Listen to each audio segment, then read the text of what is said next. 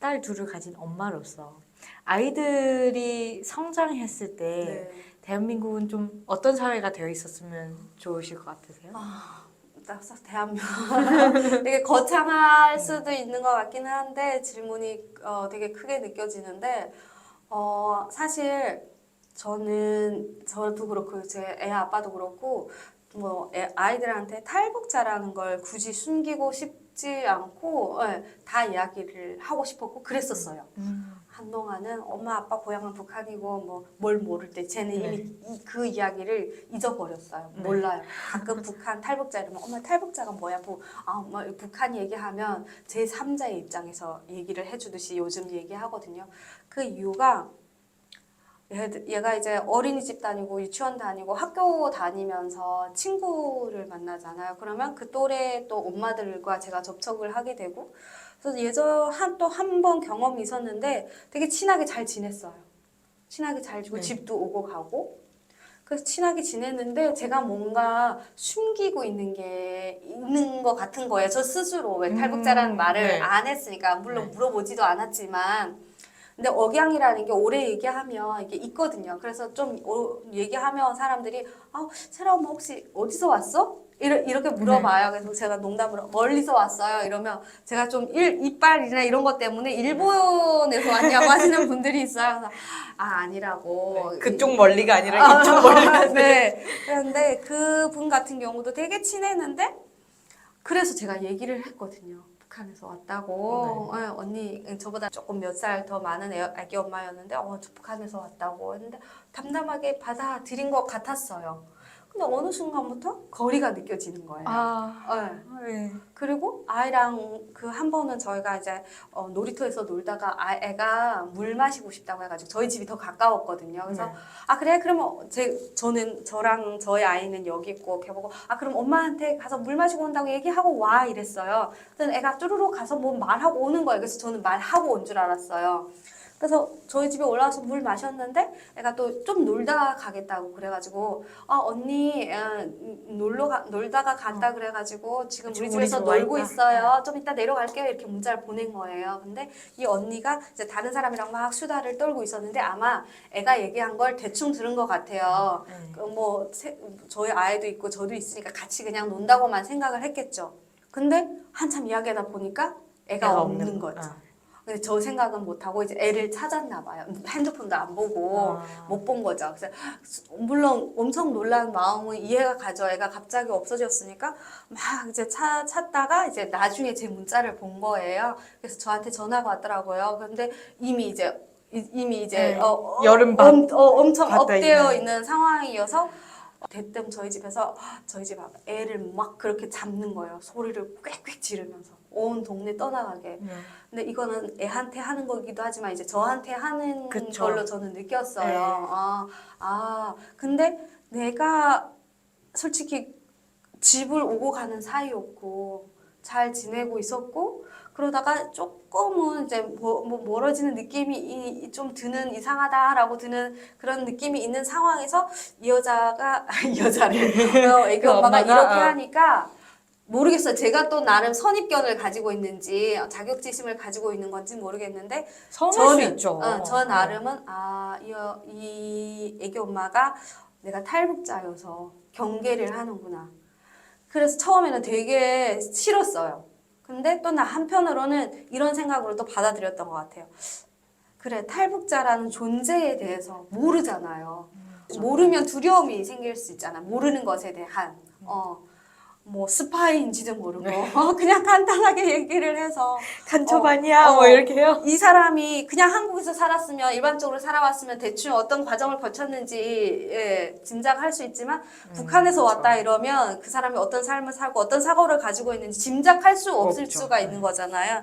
그래서 그렇게 그냥 스스로 생각을 하고 받아들였는데 그럼에도 불구하고 기분이 좋지는 않았고 만약에 이런 것들이 우리 아이한테 만약에 어느 날 쟤네 엄마가 세라 언니 아빠는 뭐 북한에서 왔어 라고 했을 때 우리 애가 뭐 받아들일 수 있죠. 그거 우리 엄마 북한에서 온 거라고 할 수 있는데 그 다른 애들, 그 이야기를 들을 또래 다른 아이들도 긍정적으로 받아들이면 좋은데 그렇지 않다고 했을 때 얘한테 상처가 될 것 같은 거예요. 근데 우리는 우리 상처를 그 사람이 무식해서 뭐 까놓고 우리 기분 좋으려고 그 사람 무식해서 그 사람이 잘 몰라서 이렇게 이해하고 넘길 수 있지만 아이들은 이제 그게 안 되는 거잖아요. 그렇죠. 그래서 탈북자라는 거를 숨기게 되는 것 같더라고요. 그래서 적어도 아이가 다 좀 커서 그런 것들을 이제 이성적으로 사고하고 받아들일 수 있을 때까지는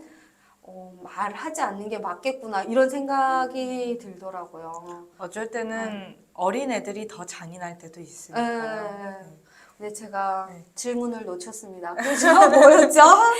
나중에 애들이 컸을 때 좀 대한민국에 어떤 변화가 있었으면 어떤 사회였으면 좋겠는지. 그래서 그런 걸 지금 이 느끼면서- 말씀에서 다 말씀해 주신 것 같아요. 그래서 좀 뭐라 그럴까? 그런 선입견이 조금은 줄어든. 그 요즘 다문화도 많아지고 있잖아요. 그쵸, 점점 맞아요. 10명 중 3명이 다문화래요. 뭐 어떤 특정 아니어도 그러면 우리는 서로 다른 것들을 알아가고 배우려고 하는 자세가 필요하거든요. 나만 우리께 모든 게 옳고 좋은 게 아니라 이제 서로 다양한 사람들이 살아가는 사회가 우리는 원하던 원치 않던 우리 사회는 그렇게 변화가는데 우리 사회의 그런 인식들은 계속해서 우리 뭐 한민족 심지어 한민족도 배척하죠. 민족적으로는 한민족인데 다른 그렇죠. 그런 것 때문에 그래서 좀 다양성을 받아들이고 수용하고 그럴 수 있는 사회가 되어서 자신의 출신지가 어디든 그런 것을 이야기하는 거에 어떤 장애가 없었으면 좋겠다라는 생각을 하게 된 것 같아요. 우리가 김정은이도 아니고 백두산인지 한라산인지를 우리가 뭐하러 구분하냐고요.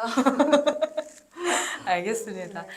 도서를 쓰신 것도 굉장히 유명하시잖아요. 11살의 유서라는 네네. 책을 쓰셨는데 또 책 출판 뭐 추가로 책을 뭐 글을 쓰시거나 그러시지는 않으셨나요? 그렇지는 않아요. 네. 그렇지는 않은데 사실 11살, 요즘 21살, 30살 나와야 되는 거 아니에요? 21살 빼고 이제 31살 나와야 삶이 확 달라졌거든요. 네. 31살에. 유서 대신에 이제 31살에 뭐 편지라던가 31살의 엄마 뭐 이런. 네. 글은 안 쓰시나요? 그런 식으로는 쓰지 않고 가끔 뭐 이렇게 북한 뭐 탈북민에 대한 이야기를 써달라고 하면 이제 쓰는 거 정도이고 한데 제 책을 또 내고 싶다? 아니면 제 책은 아니더라도 저희 언니의 이야기를 담은 책을 쓰고 싶다라는 생각이 요즘 좀 강해지고 있어요. 왜냐하면 제가 사실은 이 책을 쓸 때 준비가 덜 되었었어요. 공동 저자인 세바스찬 팔레리 그 프랑스 외신 기자였는데 그분이 프랑스 출판사로부터 탈북민에 대한 책을 쓰고 싶다라는 의뢰를 받아서 탈북민들 인터뷰를 하고 있었거든요. 근데 뭐 잘 많이 만나보셔서 더 잘 아시겠지만 솔직히 탈북민의 이야기를 들어보면 진짜 드라마도 그런 드라마가 없잖아요. 맞아요. 비극도 그런 막장 드라마도 그런 막장 드라마가 없고 비극도 그런 비극이 없어서 저는 저의 이야기가 뭐 책으로 쓰여지는 게 사실 그렇게 흥미진진하지 않다고 생각을 했어요. 아주 매우 평범한 이야기라고 생각을 했거든요. 힘든 이야기들이 더 많으니까. 네. 근데 세상에나. 이제 그분이 많은 분들을 이제 인터뷰하고 나서 이제 저를 선택하신 거죠. 세바스찬 팔레디가. 그래서 책을 어떻게 보면 누군가가 탈북자의 이야기를 해야 되고 그게 나로 선택되었다면 내가 거절할 이유는 없다라고 생각을 해서 책을 쓰기는 했는데 사실 깊은 내면에 있던 그런 상처까지 끄집어내서 다 이야기할 용기는 없었던 거예요. 그래서 왜냐면 박제되는 거니까 책에. 그리고 그게 저만의 이야기가 아니라 저희 언니, 저희 엄마의 이야기가 될 수 있고 또 중국에 있는 남동생의 이야기가 될 수도 있고 하다 보니까 못했었어요. 그래서 사실 그 얼마 전에 유엔인 북한인권 보고관님의 그 개최한 컨퍼런스가 있었거든요. 탈북 여성 인권에 관한 여성과 여아에 관한 인권 컨퍼런스가 있었는데 거기에서 제가 책에 쓰지는 못했던 이야기를 했었어요. 언니한테 여쭤보고 이게 사실은 언니의 좀 언니한테 더 큰 상처가 되는 경험이었어서 사실은 저희가 이제 탈북해서 1999년 2월 18일 날에 탈북해서 중국에 도착한 첫날에 길에서 저희 언니가 납치당했어요. 밤에 네. 지나가던 차가 저희 언니를 무작정 차 안으로 끌고 가서 가버렸거든요. 네. 저희 언니가 그때 16살이고 한국 나이로 6살이고 제가 14살이었는데 사실 제가 14살이어도 그 중국인들이 저한테 7살이냐 8살이냐고 물어봤어요. 왜소해가지고. 저희 언니도 왜 저랑 비슷하거든요. 저보다 2살 많으니까 저보다는 조금 더 컸겠죠. 근데 결코 16살로 보이는 나이는 아니었어요. 근데 그렇게 언니가 이제 차에 끌려가서 안 좋은 일을 당하고 이제 버려졌어요, 길바닥에. 네. 그래서 이게 좀 긴 이야기긴 한데 그래서 저희가 언니를 이제 못 만날 줄 알았는데 다행히 다음 날 언니가 이제 그 끌려간 차가 가던 방향의 반대 방향으로 저희가 그 반대 방향에 있었으니까 언니가 밤새 걸어온 거예요, 그 길을. 그래서 새벽에 언니를 이제 만났어요. 사실 그런 것들이 언니의 이야기여서 제가 더 말을 못한 걸 수도 있는데 저에게도 되게 큰 상처이고 되게 힘든 기억이었거든요. 그래서 이 이야기를 근데 이제 그 컨퍼런스에서 탈북 과정에서 겪는 탈북 여성과 여아의 인권을 마침 제가 거기에서 이야기를 한 게 된 거예요. 그러다 보니까 이제 용기 내서 이 이야기를 하면 좋겠다라고 스스로 생각해서 언니한테 여쭤봤었어요. 그랬더니 오히려 언니가 더 담담하게 난 해도 그 이야기 해도 괜찮아 라고 하는 거예요. 그래서 제가 이야기를 했는데 사실은 언니는 그 상황을 그 경험을 극복해야만 살아갈 수 있었을 거예요. 그래서 오히려 그거를 더 빨리 뭐 치유라기보다는 그 경험을 빨리 어떻게든 스스로 그걸 극복하는 방법을 찾아서 극복되었는지도 모르겠어요. 극복된 것처럼 보일 수도 있고. 근데 오히려 저는 제가 당사자가 아니니까 제가 극복해야 되는 건 또 아니잖아요. 그러다 보니까 공포스러웠을 거고요. 이걸 더 이제 가지고 있었나 봐요. 저한테는. 근데 언니가 오히려 담담하게 얘기해도 돼라고 해서 제가 그날 이야기했는데 사실 얘기하면서 제가 계속 울었어요. 저희가 그냥 탈북해서 그냥 첫날 밤이었거든요. 그리고 인신매매도 당하고 뭐도 하고 제가 또 무슨 얘기를 하다가 여기까지 아니요. 왔나요? 죄송해요. 괜찮아요. 예, 편집을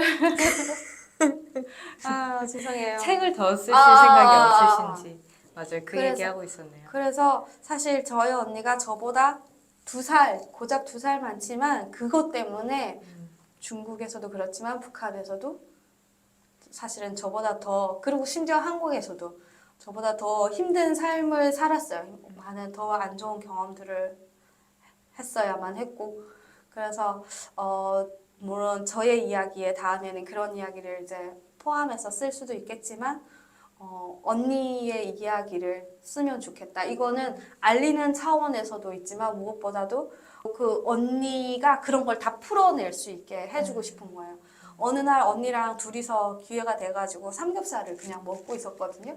그 언니랑 대화하는 게 가장 편해요. 물론 모든 자매가 그렇겠지만 친구보다도 엄마보다도 언니거든요.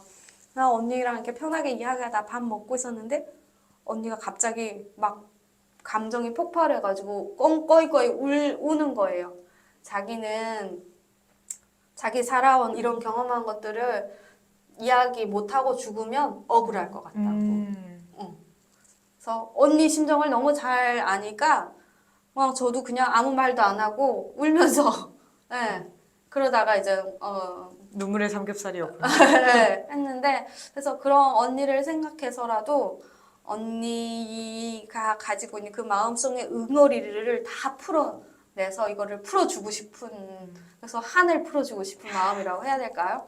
그래서 뭐 저의 2번째 책이 될 수도 있겠지만 아니면 언니의 이야기를 저희가 거의 많은 시간을 같이 했음에도 불구하고 그 경험, 느낌 이런 거의 차이는 엄청 크더라고요. 그렇죠. 네, 그래서 언니의 이야기를 한번 써내면 좋겠다라는 생각을 가지고 있어요.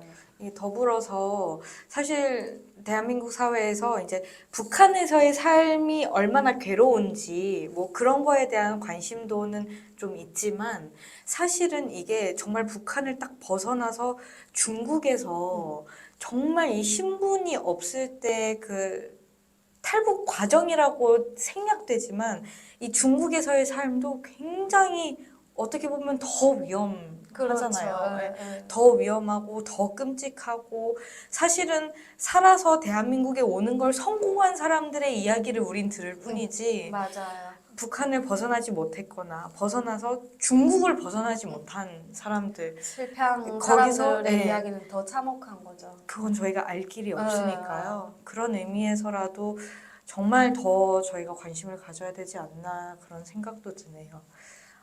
슬슬 마무리를 해볼까 하는데요. 네. 제가 김은주님께 마지막 질문을 뭘 할까 좀 고민을 했어요. 네네. 근데 11살의 유서를 쓰신 저자로서 네. 그때는 지금 내가 이렇게 대한민국에 와서 두 딸의 엄마가 되어서 뭐 행복하시죠? 네, 그러니까 네. 힘든 것도 많고 네. 좋은 것도 많고 뭐 엄마가 쉽지 않아요. 그걸 다 두루뭉술하게 네, 행복하게 뭐 지내고 있을 줄 몰랐잖아요. 네네. 그걸 몰랐던 11살의 나에게 음. 다시금 편지를 써보신다면 11살의 은주에게 유서를 마음이- 쓰던 나에게 마음이 안 좋네요. 왜냐하면 제가 이 활동을 하는 것도 그런 것 같아요. 저의 11살은 이미 과거잖아요. 과거고 저는 그거와는 정말 별개의 다른 새로운 삶을 살아가고 있고 그럼에도 불구하고 우리가 계속 이 활동을 해야 되는 게 나의 과거가 아직 북한에 있는 중국 제3국에 있는 북한 주민에겐 현재 현실이죠. 네, 그래서 저는 항상 또 다른 11살의 김은주 11살의 에게라고 누군가에게 생각을 하거든요. 그래서 그 11살의 은주에게 한마디를 한다면 아니면 북한에 있는 다른 이제 11살의 친구들에게 사실 항상 그런 것 같아요. 모르겠어요. 언제 통일되고 언제 북한 인권이 개선될지. 아까 아무도 모르죠. 앞전에도 저희가 얘기했지만 30년 동안 큰 변화가 없었던 거잖아요. 그래서 참 꼭 살아남아서 그 자유로운 날을 만날 수 있었으면 좋겠다라고 얘기하는 게 참 허무하기도 한데 스스로도 그럼에도 불구하고 강하게 굳건히 훔쳐먹던 빌어먹던 어떻게 해서라도 꼭 살아남았으면 좋겠어요. 그래서 사실 저는 11살 때 되게 무기력한 북한에서 자랐음에도 불구하고 무기력했거든요. 그래서 스스로 그냥 앉아서 죽을 생각을 아무것도 안 하고 이제 죽을 생각을 했었는데 집을 뛰쳐나가서라도 목숨을 걸어서라도 목숨을 지키려고 노력을 했으면 좋겠고 그래서 언젠가 꼭 많은 탈북자들처럼 원하는 공부 마음껏 하고 먹고 싶은 거 마음껏 먹고 이 넓은 세상 꼭 구경했으면 좋겠어요. 아직도 왜 저까지 울게 만드세요? 이제 웬만해서 나누는데 그러니까요. 저도 제가 베나TV 일을 시작하게 된 계기도 저랑 비슷한 또래 저보다 2살이 많았나 1살이 많았나 탈북민이랑 얘기를 하다가 우리의 어린 시절이 너무 다르더라고요. 비슷한 나이인데. 네, 물론 그분은 이제 한국에 와서 열심히 살고 있고 해외여행도 가고 하고 있지만 그때 갑자기 현실로 확 오더라고요. 내 또래 애들이 나랑 친구인 그런 아이들이 어느 한쪽에서는 지구 반대편도 아니고 어느 한쪽에서는 참 다른 삶을 살고 있구나. 내 또래 아이들이 더 좋은 삶을 살겠다고 중국에 가서 원치 않는 결혼을 하고 원치 않는 아이를 낳고 그럼에도 꿋꿋하게 살아서 한국에 오는구나. 그런 생각을 할 때 저희가 더 힘내야죠. 음. 저희가 더 힘내야죠. 맞아. 저도 같은 포인트에서 불행 중 나는 그 많은 불행 중에도 그래도 행운아였구나 이런 생각을 했던 적이 있는데 몽골로 이제 한국에 오려고 몽골 진짜 거쳐서 오면서 힘들게 오셨잖아요. 몽골 네. 거쳐 오면서 제 또래 제 친구를 만났어요. 얘 그때 이제 20살이었나 근데 그 친구가 그런 경험을 했더라고. 17살 때 팔려가고 또 강제로 아이 낳고 또 팔려가고 그걸 보면서 나는 불행 중에도 다행이었구나 이런 생각을 했는데 이거 빨리 끝났으면 좋겠어요. 정말 우리의 이런 노력이 정말 요만큼이라도 저는 보탬이 될 수 있다면 그래서 저는 계속 해야 된다고 생각을 하거든요. 그래서 진짜로 우리 밑에 이제 다음 세대 아이들이 컸을 때는 조금 더 행복한 대화를 할 수 있었으면 좋겠네요. 네. 아, 그땐 그랬어. 막 맞아요. 과거가 그런, 되었으면 네. 좋겠어요. 그러네요. 네. 정말 저희 시청자분들도 늘 정말 관심 가져주시고 정말 감사한 마음뿐이지만 정말 아직도 고통받고 있는 사람이 많다는 거 생각해 주시고 더 관심 가져주시고 우리 김은주님도 많이 응원해 주시고 네. 그러시면 좋겠습니다. 어떻게 마지막 출연 소감 한 말씀 부탁드려도 될까요? 네.